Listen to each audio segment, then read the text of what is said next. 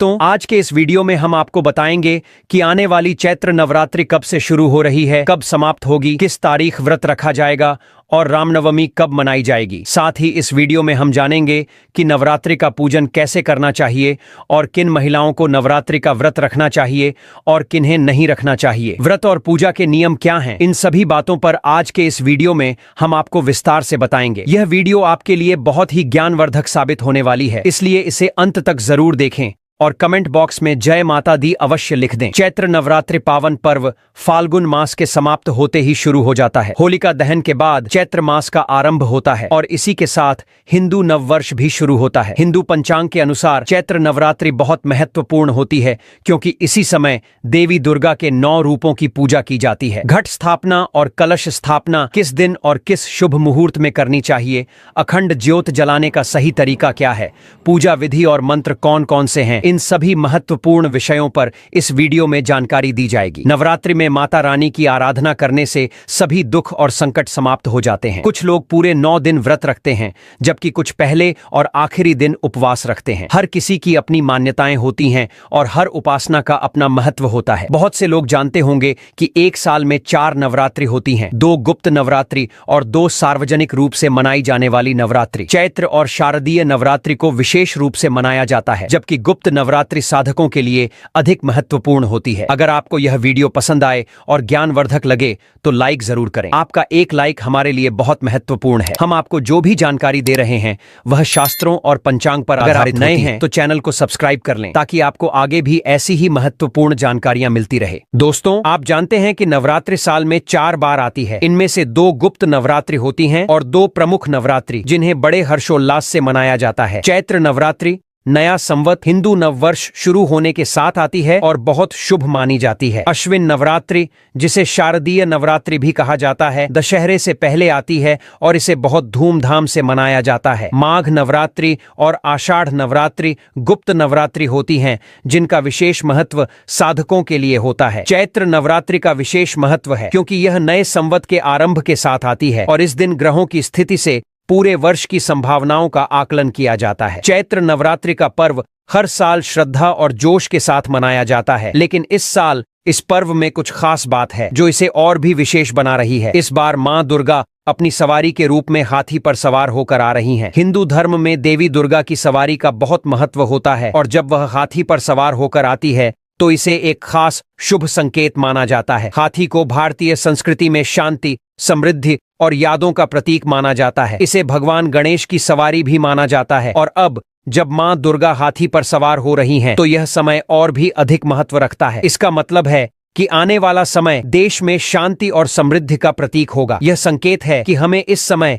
अपने जीवन में शांति, सकारात्मकता और समृद्धि की दिशा में कदम बढ़ाने चाहिए। चैत्र नवरात्रि हिंदू धर्म का एक महत्वपूर्ण पर्व है जो हर साल खास तौर पर मां दुर्गा की पूजा और व्रत के लिए मनाया जाता है। इस साल चैत्र नवरात्रि का आरंभ 30 मार्च 2025 रविवार को हो रहा है और यह 6 अप्रैल 2025 रविवार तक चलेगा। हालांकि इस बार अष्टमी और नवमी एक ही दिन पड़ रहे हैं, इसलिए चैत्र नवरात्रि 8 दिन की होगी। इस वीडियो में हम आपको नवरात्रि पूजा विधि, कलश स्थापना, मुहूर्त और अन्य महत्वपूर्ण जानकारी प्रदान करेंगे ताकि आप इस पर्व को पूरी श्रद्धा और विधि विधान से मना सकें। चलिए भक्तों, अब हम जान लेते हैं शुभ मुहूर्त के बारे में। हिंदू पंचांग के अनुसार चैत्र महीने के शुक्ल पक्ष की प्रतिपदा तिथि 29 मार्च शाम 4:27 से शुरू हो रही है, जो 30 मार्च दोपहर 12:07 से शुरू हो रही है, 49 मिनट पर समाप्त होगी। ऐसे में चैत्र नवरात्रि का आरंभ 30 मार्च से हो रहा है जो 7 अप्रैल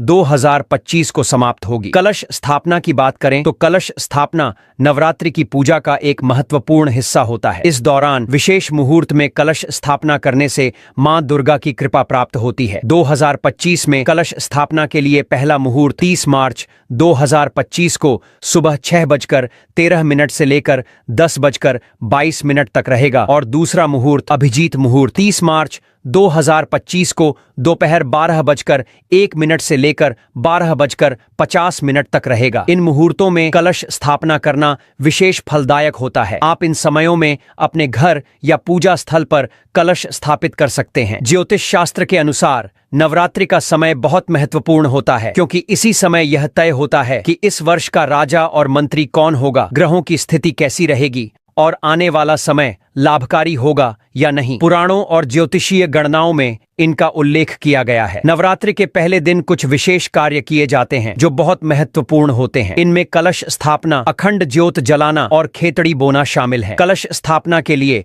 मिट्टी का पात्र या तांबे, पीतल का घड़ा लें। खेतड़ी बोने के लिए चिकनी मिट्टी या उपजाऊ मिट्टी लें जिसमें जौ आसानी से उग सके। जौ के लिए एक मुट्ठी बीज पर्याप्त होते हैं, लेकिन अधिकतम 100 ग्राम तक ले सकते हैं। इसके बाद मां दुर्गा की पूजा के लिए उनकी मूर्ति या तस्वीर रखें और अखंड ज्योत जलाने के लिए तेल या घी का बड़ा दीपक या कटोरी का उपयोग करें। अगर अखंड ज्योत जलाना संभव नहीं हो तो नियमित दीपक भी जलाकर माता की पूजा कर सकते हैं। कलश स्थापना के साथ व्रत और पूजन का संकल्प लें और फिर मां दुर्गा की आराधना करें। पूरे नवरात्रि मां के 9 रूपों की पूजा विधि का पालन करें। अखंड ज्योत जलाने के लिए अगर आप 9 दिनों तक दीप जलाना चाहते हैं तो कम से कम 1 किलो घी या तेल की आवश्यकता होगी। इसे पहले से लेकर रख लें। कलश स्थापना के लिए एक मिट्टी का या धातु का कलश लें। अगर आपके पास तांबे या पीतल का कलश है तो उसे भी उपयोग में ला सकते हैं। कलश पर रखने के लिए नारियल की आवश्यकता होगी। यदि आपके क्षेत्र में पानी वाला नारियल मिल रहा हो तो उसे लें, नहीं तो सूखा नारियल भी इस्तेमाल किया जा सकता है। नवरात्रि की पूजा में कलश स्थापना का बहुत महत्व है। कलश को सजाने के लिए सबसे पहले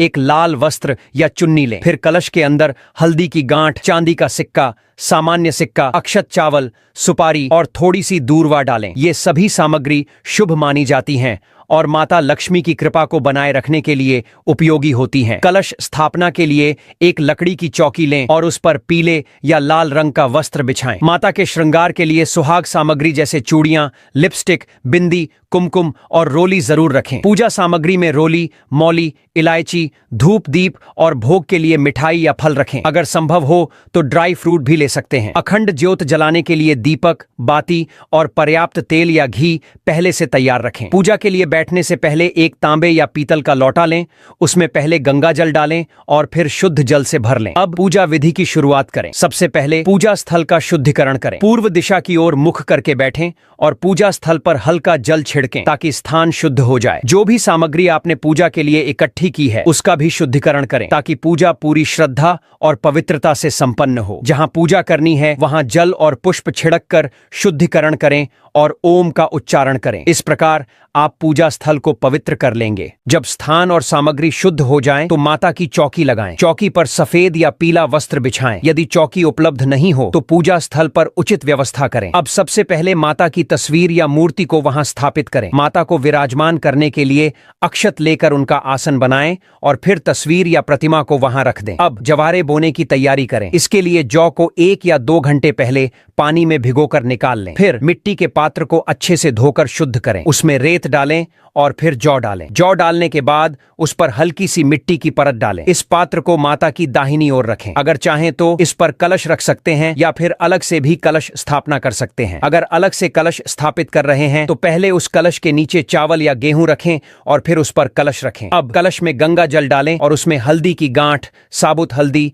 सिक्का, कमल गट्टे, सुपारी और दूर्वा डालें। सुपारी और सिक्का डालना आवश्यक है, बाकी सामग्री न होने पर भी कोई समस्या नहीं है। अब कलश को ढककर उस पर थोड़ा सा अक्षत डालें और फिर उसके ऊपर नारियल स्थापित करें। नारियल के ऊपर चुनरी लपेटें और अगर चुनरी उपलब्ध नहीं है तो कलावा या सफेद धागा लपेट सकते हैं। नारियल को कलश के ऊपर इस तरह रखें कि उसका मुख आपकी ओर रहे। अब अखंड ज्योत जलाने की तैयारी करें। इसके लिए एक बड़ा दीपक लें, उसमें बत्ती लगाकर किसी पात्र में घी भर दें। दीपक को स्थापित करने के लिए उसके नीचे चावल रखें और चावल का आसन बनाकर उस पर दीपक रखें। यह ज्योत 9 दिनों तक निरंतर जलती रहनी चाहिए, इसलिए इसे सुरक्षित स्थान पर रखें। अंत में भगवान गणेश की प्रतिमा स्थापित करें। अब हम पूजन आरंभ करेंगे। सबसे पहले संकल्प लिया जाएगा। संकल्प से पहले जल से शुद्धिकरण किया जाएगा। आप आसन पर बैठकर अपने हाथ पृथ्वी पर रखें और माता से प्रार्थना करें। मंत्र का उच्चारण करें। मंत्र है ओम पृथ्वी दयादता लोक देवी विष्णुनाथ तथा महादेवी पवित्रम गुरु आसनम। यदि आप विवाहित हैं तो पति पत्नी साथ में पूजा करें। अब जल से आचमन करें। सीधे हाथ में जल लें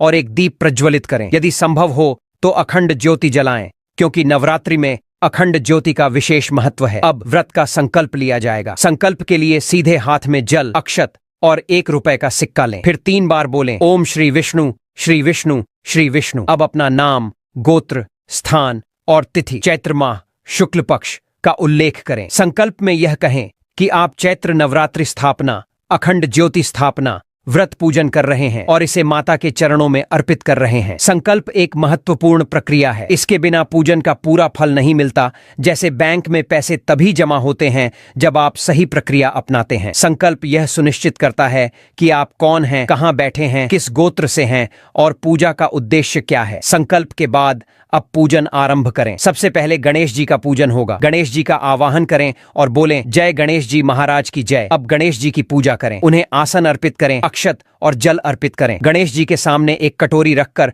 वहां पत्ते पर जल अर्पित करें। फिर रोली और कुमकुम से तिलक लगाएं, धूप दिखाएं और फूलों की माला अर्पित करें। गणेश जी को लड्डू प्रिय होते हैं, इसलिए उन्हें लड्डू का भोग अवश्य लगाएं। भक्तों, गणेश जी की पूजा पूरी करने के बाद अब माता का पूजन और पाठ करें। पूर्ण श्रद्धा भाव से नवरात्रि का व्रत रखें। महिलाएं व्रत रखती हैं, लेकिन पुरुष भी व्रत रख सकते हैं। नवरात्रि के व्रत में फलाहार किया जा सकता है। कुछ लोग निर्जला व्रत भी रखते हैं। यह आपकी श्रद्धा पर निर्भर करता है। व्रत के दौरान सात्विकता का पालन करें, ब्रह्मचर्य का पालन करें, किसी को कष्ट न दें और जितना संभव हो सके दान करें। नवरात्रि में दान का विशेष महत्व होता है। इन 9 दिनों के दौरान घर में कोई लड़ाई झगड़ा या कलह नहीं होना चाहिए। सुबह और शाम माता की आरती जरूर करें। आरती के लिए कपूर जलाएं और दीपक प्रज्वलित करें। प्रसाद के रूप में मिठाई या लड्डू अर्पित करें। 9 दिनों तक माता की आरती करें और नवमी के दिन कम से कम 9 कन्याओं को भोजन कराएं। कन्याओं को भोजन कराने से नवदुर्गा माता प्रसन्न होती है। भोजन के बाद कन्याओं को दक्षिणा दें और लाल चुनरी भेंट करें। उनके चरण स्पर्श कर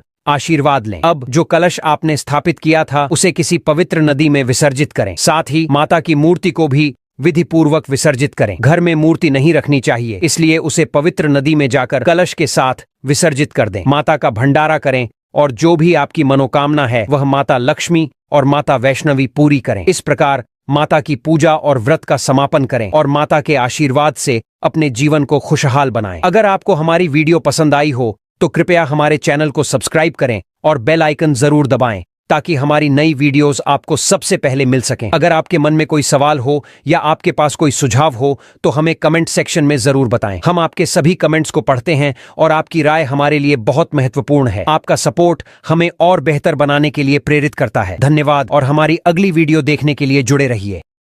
धन्यवाद।